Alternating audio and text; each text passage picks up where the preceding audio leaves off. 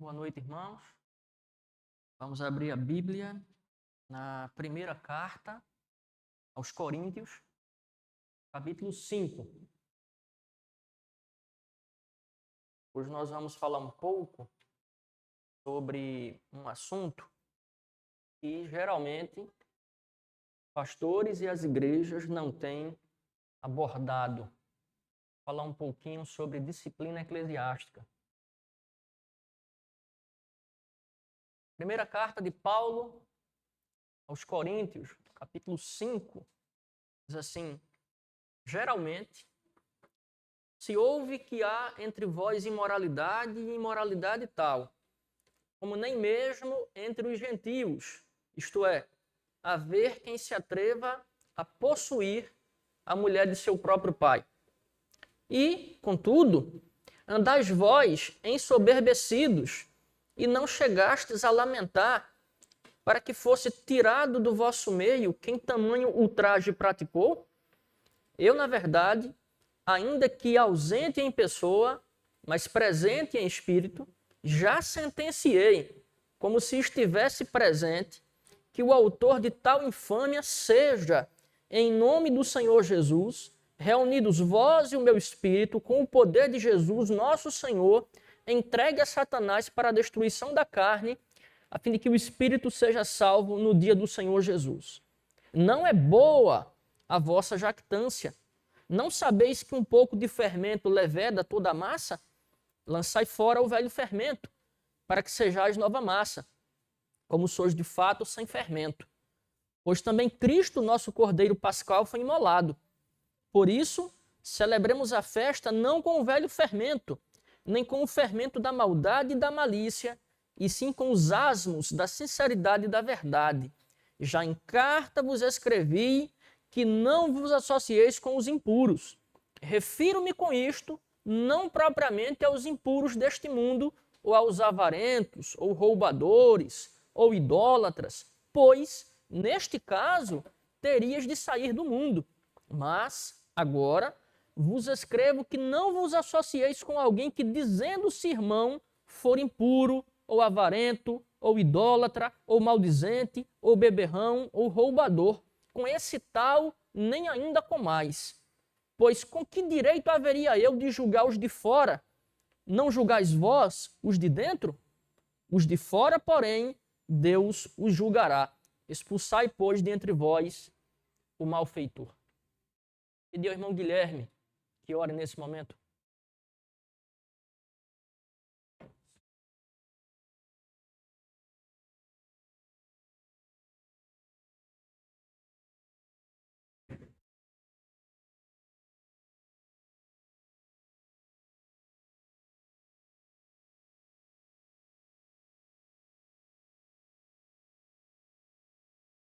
Antes de ler o texto, eu mencionei que nós iríamos falar sobre um assunto um tanto indigesto.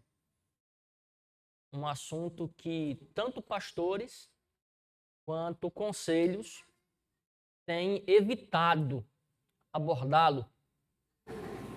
É o assunto referente à disciplina eclesiástica.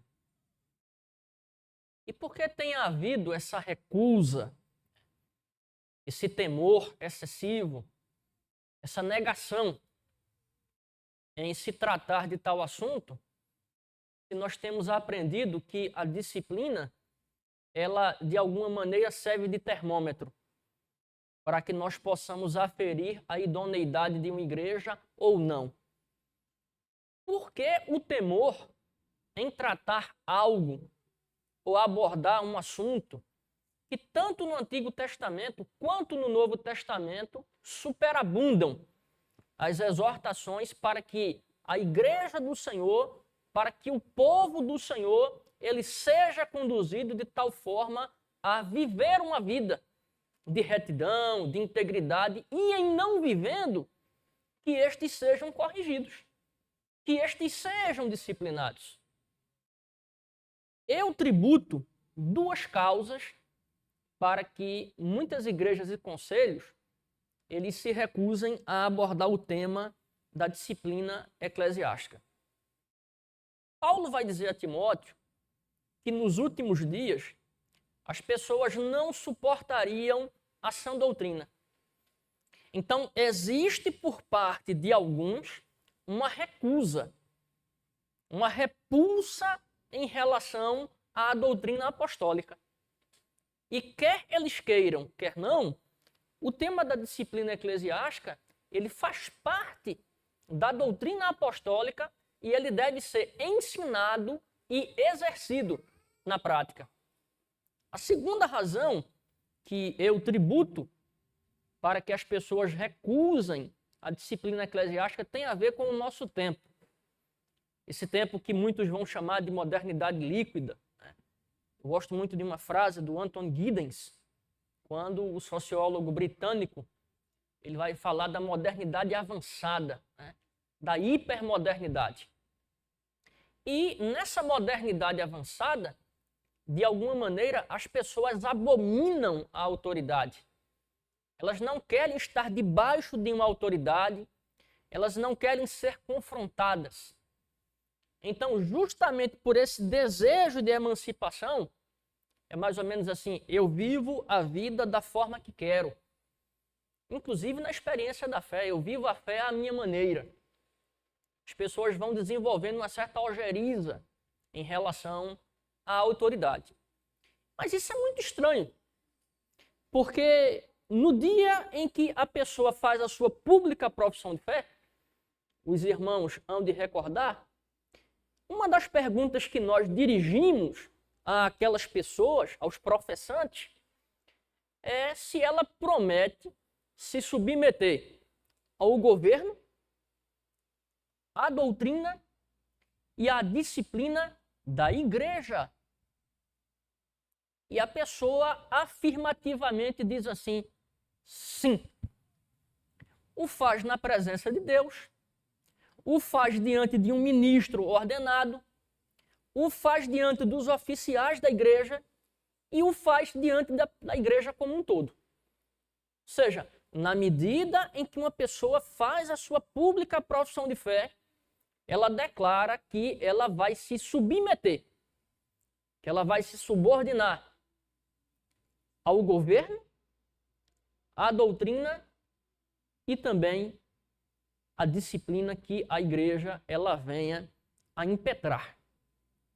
Então, se elas desenvolvem a posteriori uma recusa em relação à disciplina, isso já aponta duas coisas inequívocas.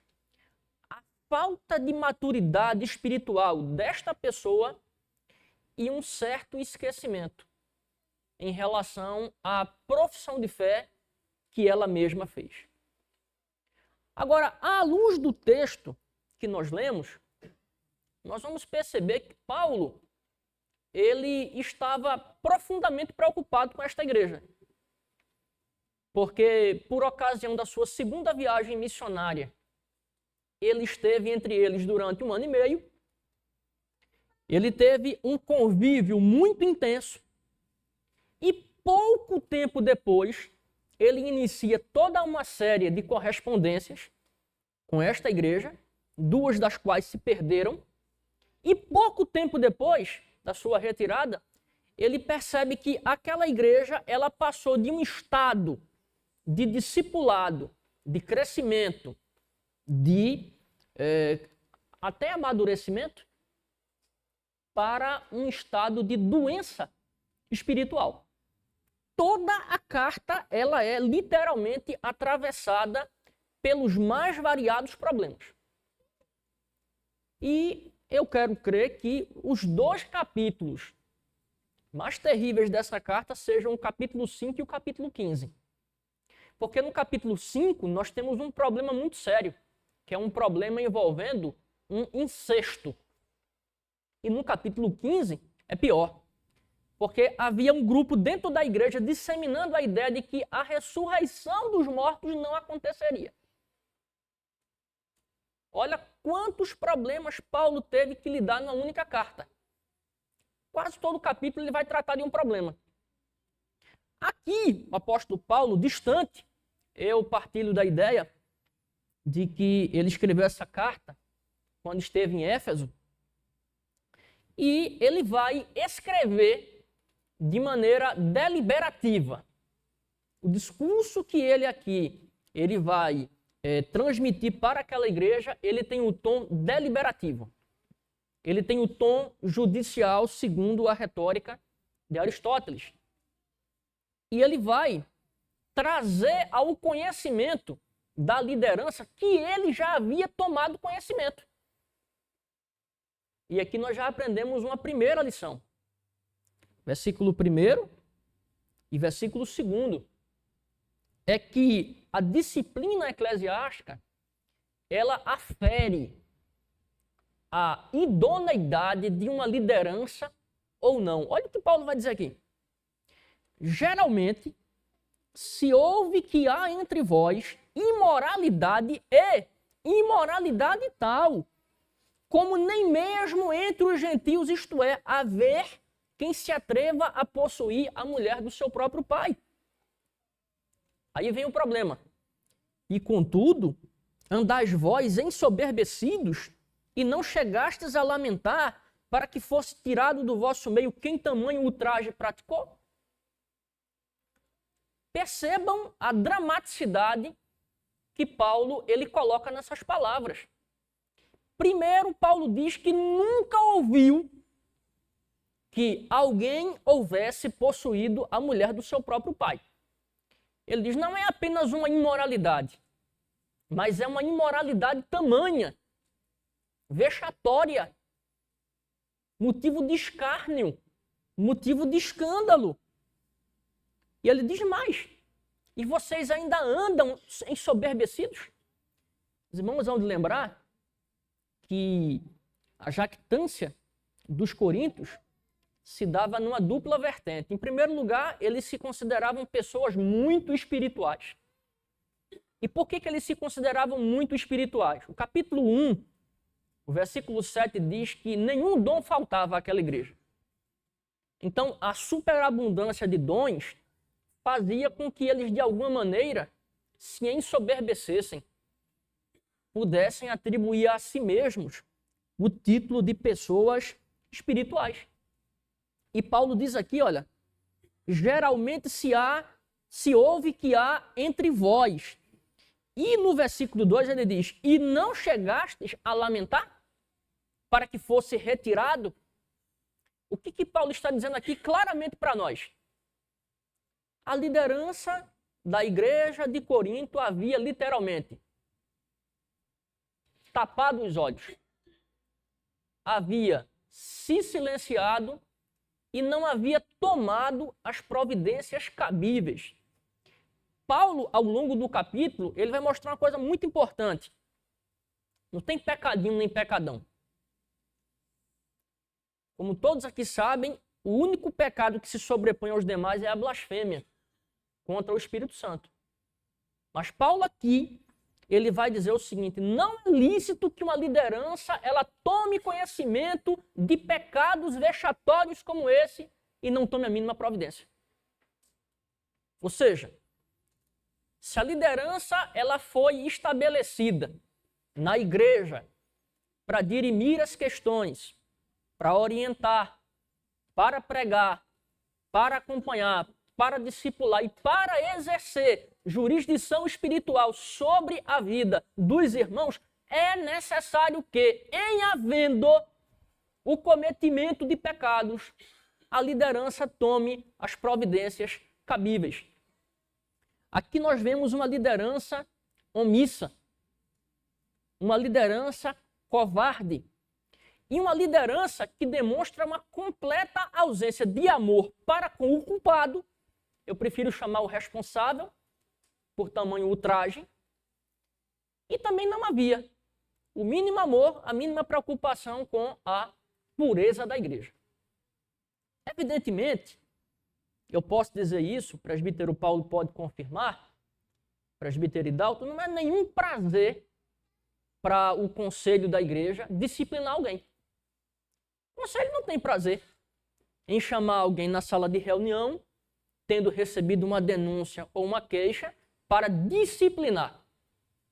Mas uma vez que chega ao conhecimento do conselho uma queixa ou uma denúncia, eu não sei se os irmãos sabem a diferença entre uma e outra, a queixa é quando o ofendido ele apresenta um documento ao conselho. A denúncia é quando outra pessoa que não o ofendido o faz.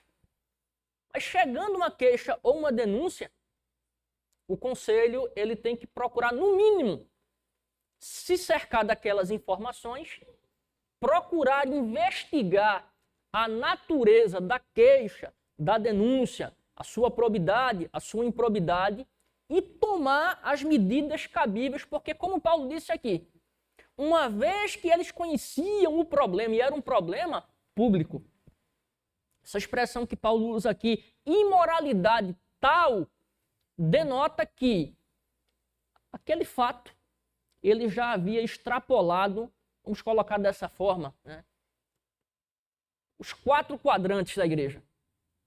Corinto era uma cidade cosmopolita, Corinto era uma cidade extremamente grande e aquilo poderia de alguma maneira manchar a imagem da igreja e poderia começar a criar uma verdadeira gangrena espiritual.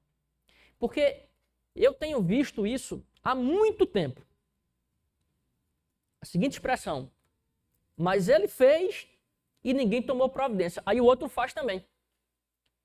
E eu sempre digo, ao invés de nós nos espelharmos nos maus exemplos, vamos nos espelhar nos bons exemplos. Ele fez, mas eu não sou obrigado a fazê-lo. Mas vejam que aqui Paulo ele se preocupa. E ele repreende aquela liderança. Então, uma liderança que ama seus liderados, que cuida, que zela, que está preocupado com a sua vida espiritual, ele procura corrigir. O nosso código de disciplina, ele tem alguns artigos que são absolutamente belíssimos. Ele diz que a disciplina tem que ser aplicada com caridade, a disciplina tem que ser aplicada com discrição, a disciplina, ela objetiva o cuidado com o faltoso, a disciplina objetiva o cuidado com os demais para que a santidade ela seja promovida, mas a disciplina também tem a função de dizer, olha, aquela ali é uma liderança responsável, confiável, porque não confie numa liderança omissa. Saiba que uma liderança omissa, ela não é confiável, porque ela não teme a Deus e ela não ama as pessoas. Aí Paulo continua.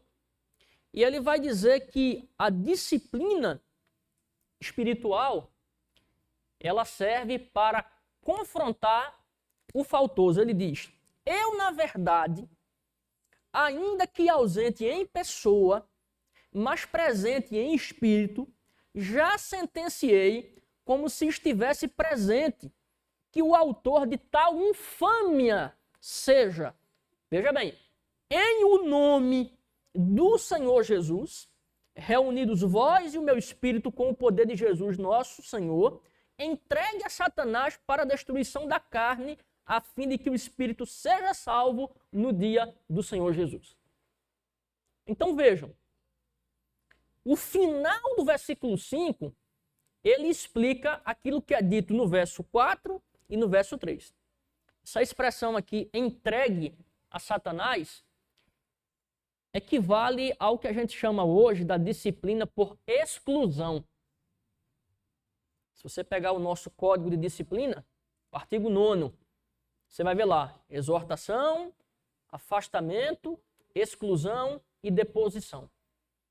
E diz lá que a exclusão ela deve ser aplicada quando o faltoso ele se mostra quanto mais incorrigível.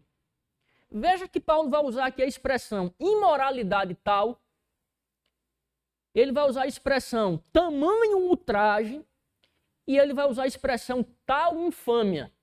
Verso 1º, verso 2º e verso 3º, para explicar ou para enfatizar a natureza dramática da situação.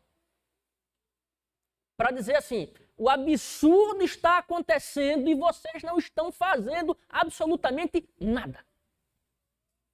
Aí Paulo agora confrontou a liderança, ele agora vai dizer, vamos chamar o faltoso ao arrependimento de tamanha forma que ele vá se envergonhar. Aí ele diz aqui, que ele seja entregue a Satanás para a destruição da carne.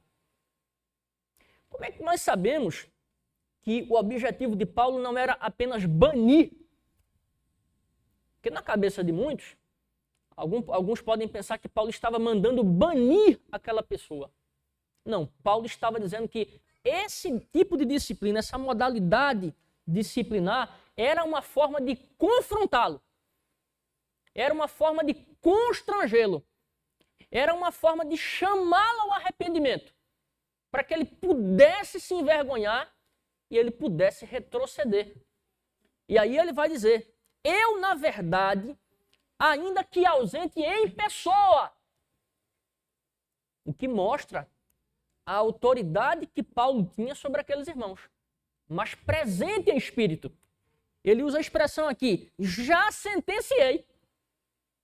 Ele escreve a carta de maneira deliberativa. Ele está dizendo o seguinte, o remédio para esse problema específico aqui é a disciplina e a disciplina por exclusão. Aí quando a gente vai para o capítulo 2 da segunda carta, olha o que Paulo vai dizer no versículo 5.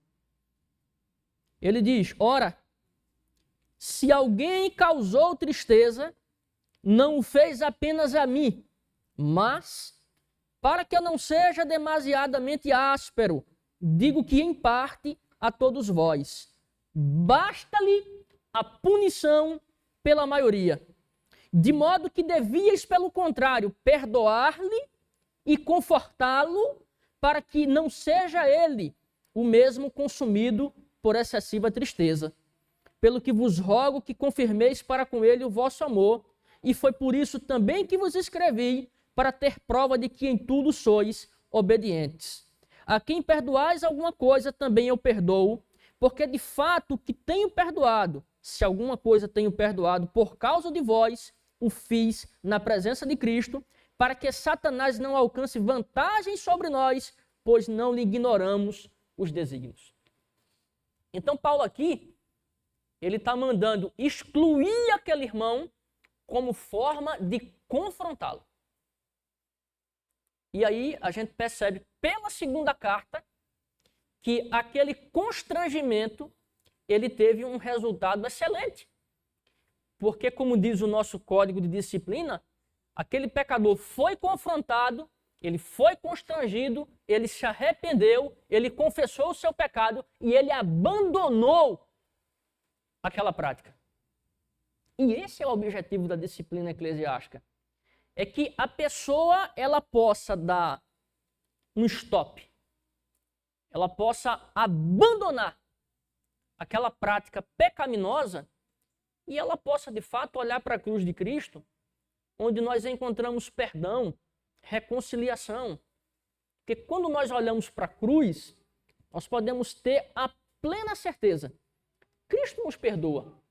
Ele nos dá uma nova oportunidade. Ele nos permite recomeçar. E ele nos traz mais uma vez para o seu redil, para que nós possamos ser edificados pela comunhão dos santos. Porque é para isso que Cristo nos salvou. Para que nós possamos viver em comunhão enquanto família. Então, se nós pudéssemos aplicar aqui a linguagem familiar, e assim o podemos, os presbíteros que são os pais, como pais, eles não estavam exercendo a sua paternidade da forma correta. E foi necessário que o pai deles, o apóstolo Paulo, porque de fato era o pai, plantou aquela igreja, ele, à distância, ele tem escrito. E dito, não é possível que vocês ainda não tenham tomado as providências cabíveis. Providências que tinham como propósito a edificação da igreja de Corinto.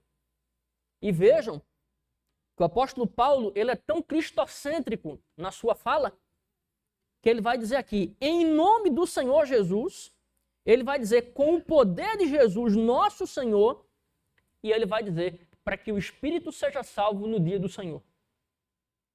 É aquilo que a Bíblia diz. A disciplina, quando ela é aplicada de imediato, talvez a pessoa não compreenda. Mas a Bíblia diz que o pai que ama o seu filho, o disciplina. O Senhor Jesus disse lá à igreja de Laodiceia, eu disciplino e repreendo a todo aquele quanto amo. Um pai repreende, disciplina, exorta, corrige o seu filho, porque o ama.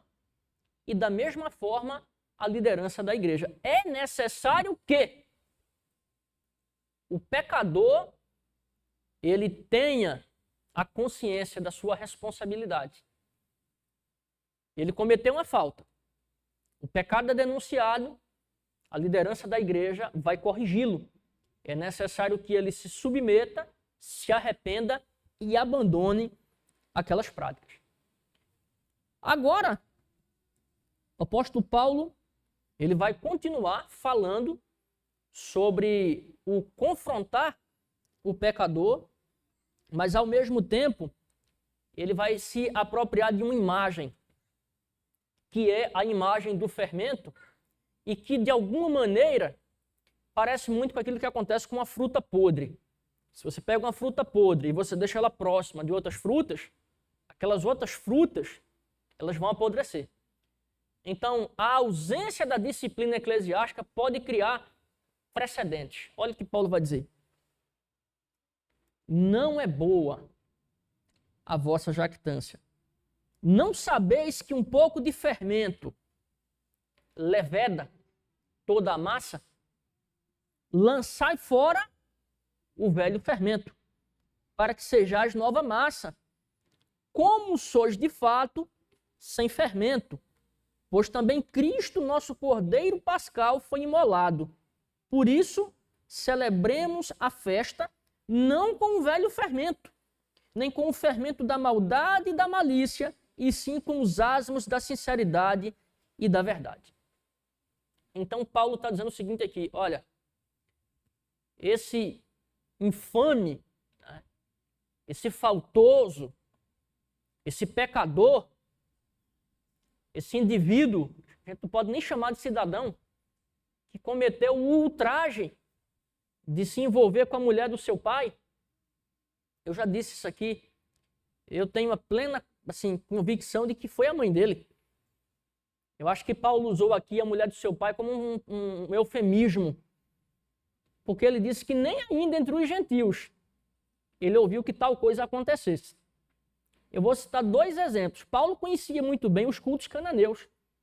Ele lera o suficiente para saber que naquelas comemorações a Moloque e a Astarote, aquilo era um verdadeiro bacanal.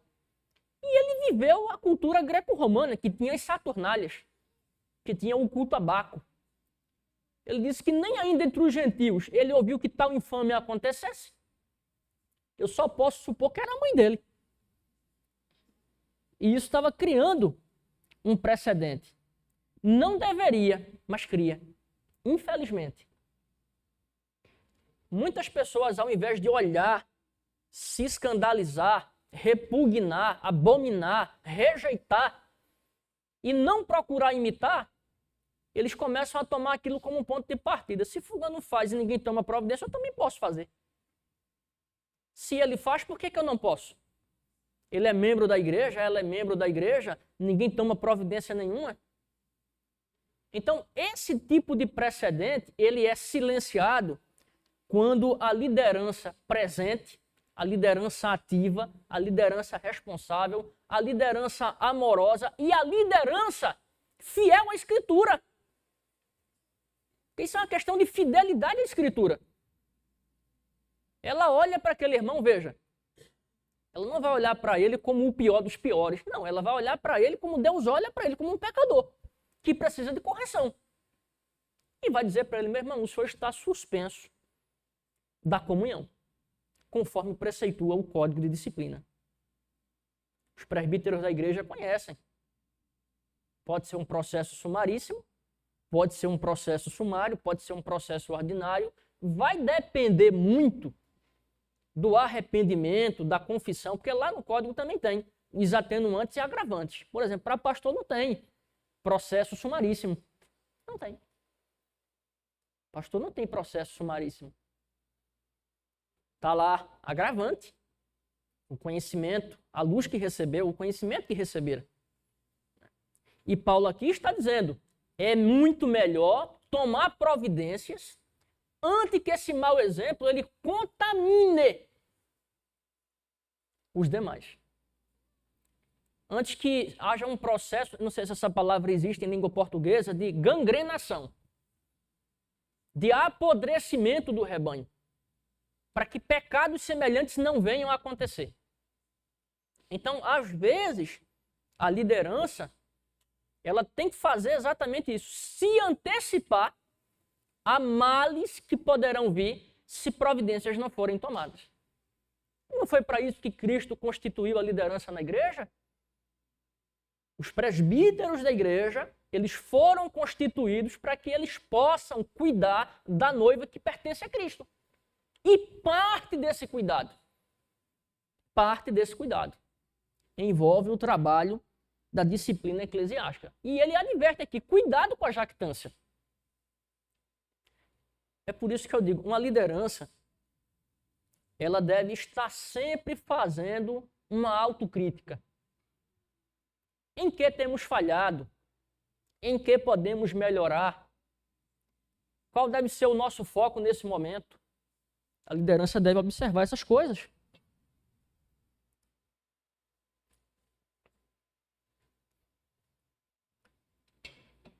Aí do versículo 9 ao versículo 10,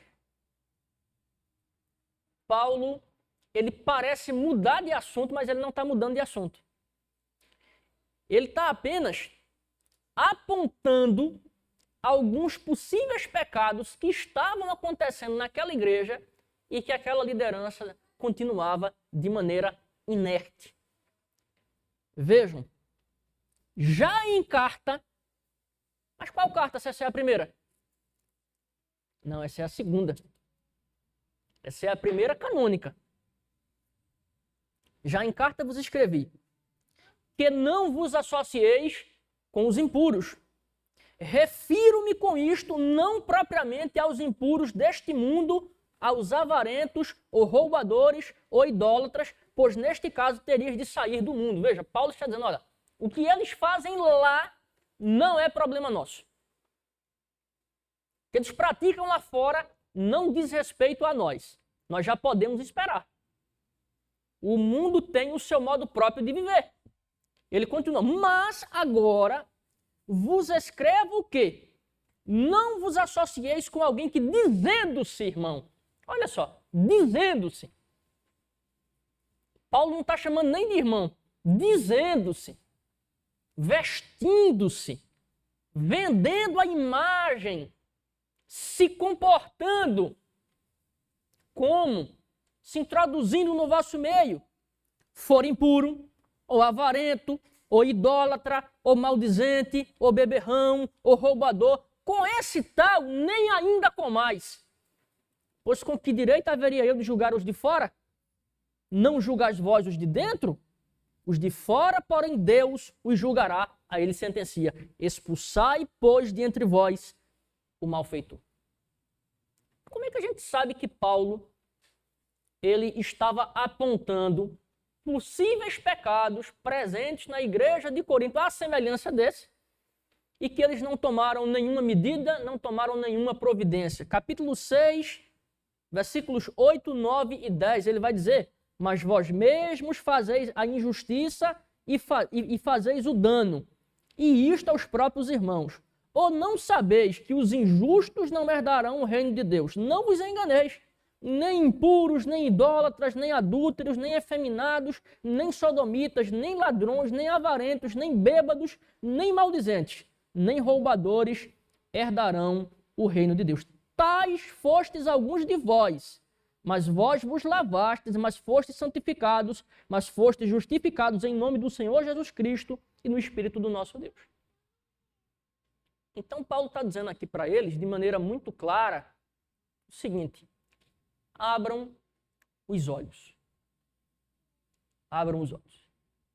Quando a gente pega um pecado, a parte da blasfêmia do Espírito contra o Espírito Santo, coloca num lado da balança. O cara é roubador. Coloca na outra balança. Ele é avarento. A balança se equilibra. A balança se equilibra. Ou seja, quando Deus olha de cima para baixo, ele vê pecadores. E o que ele requer do pecador? Ele requer do pecador arrependimento. Aqui, quando Paulo diz, olha, primeiro, ele manda que ele seja entregue a Satanás. E no final, Paulo diz assim, olha, expulsai, não comais com ele. Paulo está dizendo, ele precisa ser constrangido à semelhança de todo e qualquer pecador que de maneira quanto mais serve de pedra de tropeço. É o que ele está dizendo aqui. O pecado, ele tem que ser confrontado. O pecado, ele deve ser corrigido. E uma liderança como essa, eu quero dizer para os irmãos que eu não gostaria de ser ovelha dos presbíteros da igreja de Corinto. Deus me livre. Porque eles eram omissos. E medrosos também.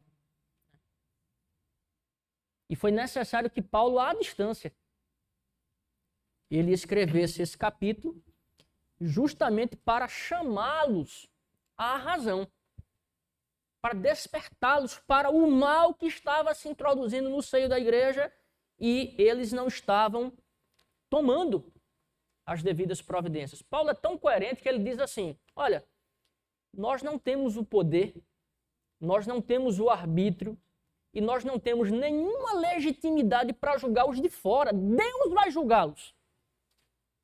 Mas vós não julgais nem os de dentro. Aí em casa você vai ler o capítulo 6. É por isso que ele vai escrever o capítulo 6. Porque eles estavam processando irmãos. Aí Paulo diz assim, olha, a gente vai julgar os anjos. A gente vai julgar o mundo. Por que a gente não pode julgar os problemas que acontecem dentro da igreja? Por que nós não podemos tomar as devidas ações que devem ser tomadas na nossa esfera de competência? Então, Paulo aqui, ele termina o capítulo, mais uma vez, confrontando aquela liderança. É por isso que hoje, eu repito, nós não temos nenhuma alegria, nós não temos nenhuma satisfação, não é um privilégio poder disciplinar alguém. Mas no momento em que nós nos reunimos, como disse Paulo, em o nome do Senhor Jesus, e há a necessidade de que nós impetremos uma sentença, os irmãos sabem disso, o conselho passa a funcionar como um tribunal. E houver a necessidade de que nós disciplinemos alguém, assim o faremos. Para a glória de Deus, para a santidade de Deus ser preservada, para que o faltoso se arrependa, para que ele seja confrontado e também para despertar o temor nos demais e para que a santidade ela seja promovida entre os irmãos. Não é possível que nós olhemos para o pecado e tratemos o pecado como algo normal. Qual é a porta de entrada dessa igreja? É aquela porta ali. A principal porta é aquela ali. Tem essa aqui, mas aquela é a porta principal. Nós não podemos fazer do pecado um hóspede para quem nós vamos abrir a porta principal e vamos tratá-lo como alguém querido. Não. Nós vamos banir o pecado do nosso meio. Nós vamos glorificar o nosso Deus. Nós vamos glorificar o nosso Cristo. A igreja é a noiva do Cordeiro. A pureza que se requer dela é justamente essa. A de que ela possa se apresentar no dia de Jesus Cristo de maneira irrepreensível. E Paulo foi muito claro. Olha, entrega ele a Satanás para que o corpo seja destruído, mas para que o espírito seja salvo. Eu finalizo dizendo para os irmãos o seguinte. Toda pessoa genuinamente crente, para usar a expressão de Paulo, dizendo-se não, mas sendo crente, quando ele é confrontado, ele confessa o seu pecado. Ele pede ajuda, ele abandona aquela prática, ele persevera, ele procura estar na igreja, para que sob a tutela do conselho ele possa ser cuidado, possa ser acompanhado, possa ser orientado. A gente vai orar com ele, vai orar por ele, para que no dia de Jesus Cristo, não somente nós, mas ele também, possa juntamente conosco ter um grande encontro com o Senhor Jesus e possamos desfrutar da sua presença bem-aventurada. Que Deus nos guarde. Que Deus nos guarde do pecado, que Deus nos habilite a lutar contra o pecado, mas que nós estejamos sempre prontos para sermos corrigidos, para sermos orientados. Porque a boa ovelha é aquela que ouve a voz do pastor e o segue. E nós somos ovelhas do Senhor Jesus. Nós somos passíveis de sermos corrigidos. Que Deus nos abençoe, irmãos.